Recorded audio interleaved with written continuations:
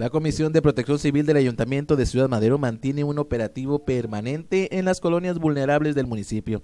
El presidente de esta comisión, el regidor Salvador Cervantes Amieva, dio a conocer que ante los marcados descensos de temperatura que se esperan, se encuentran realizando recorridos constantes en estas zonas de la ciudad y detalló que el Auditorio Américo Villarreal Guerra, habilitado como albergue temporal, se encuentra listo para recibir a quienes así lo requieran.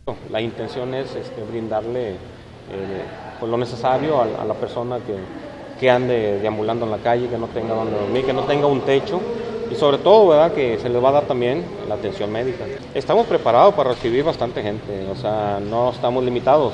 El invierno pasado, estuvieron atendiendo un promedio de hasta 35 personas que requerían, ¿verdad?, de pasar una noche cálida con alimento. Pero estamos preparados para recibir 50, 100, 200 gentes. Ahora, hay otros lugares donde te pueden servir también como refugios temporales.